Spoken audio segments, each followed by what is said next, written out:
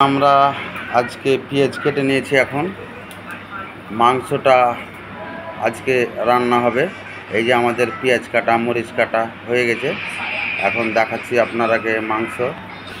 এই যে এখন আমরা দিয়ে দিলাম তেল লইয়াতে। এই যে দিয়ে দিলাম মোটামুটি 500 গ্রাম। এরপরে আমরা কিন্তু দিব পেঁয়াজ। এই যে এখন আমরা ঢেলে দিলাম পেঁয়াজ।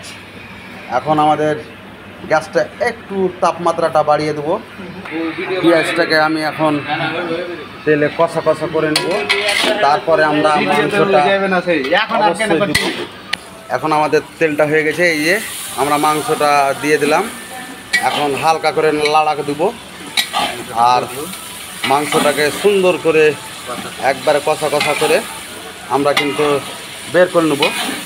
আবার দিতে হবে টমেটো, একটু পরে দেবো। আমরা এখন লাড়া লাড়া করছি অল্প করে। আর এই যে খুব সুন্দর তেলও মোটামুটি 500 গ্রাম দেওয়া আছে। আর আমরা এখন লাড়ছি, একটু পরে আপনারাকে দেখাবো। এই যে এখন আমরা টমেটো দিয়ে দিলাম। মাংসটাকে টাইট করবে আর টেস্টিংও আনবে, তার জন্য আমরা টমেটোটা অল্প করে দিয়ে দিলাম।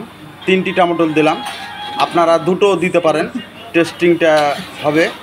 আপনারা রান্না করে দেখবেন কিভাবে। আমাদের কোয়ালিটিটা হচ্ছে 3টা, আপনারা 2টো দিতে পারেন বা 1টা দিতে পারেন। এখন আমরা কিন্তু দিয়ে দিলাম হালকা করে হলুদ রং করার জন্য। আর এটা হালকা করে নেড়ে নেব।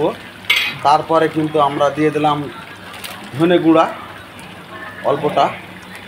তারপরে এখন লাড়া দেবো, হালকা করে লাড়া দেবো। মাংসটা হালকা করে নেড়ে নেব। তারপরে তখন জিরে গুঁড়া দেবো আমরা। এখন এই যে আমরা এখন জিরে গুঁড়া দিচ্ছি। মাংসটাতে দিয়ে দিলাম জিরে গুঁড়া অল্প করে, সামান্য 25 গ্রাম। এখন ওটা সুস্বাদুটা নিয়ে আসবে। গরম মশলাটা আমরা দিয়ে দিলাম হালকা করে 25 গ্রাম। 4 কিলো মাংসর মধ্যে এগুলো দেওয়ানো হচ্ছে। এর রান্নাটা ফিনিশ হয়ে গেল। আমরা এখন হালকা করে নেড়ে দিয়েছি। আর এখন এই যে চুলাটা আমরা বন্ধ করে দিলাম। এরপরে আমরা টেস্টিংটা আপনারাকে দেখাবো। এই যে আমরা এখন কিন্তু মাংসটা টেস্টিংটা দেখছি। এই যে আমাদের জোহর আলীকে আগে দেখাচ্ছি।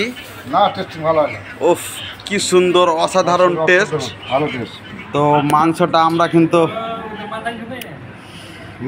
কিন্তু মাংসটা টেস্টিংটা আপনারাকে বলে দিচ্ছি। কেমন টেস্টিংটা হয়েছে? অসাধারণ। অসাধারণ। আরে বাপরে।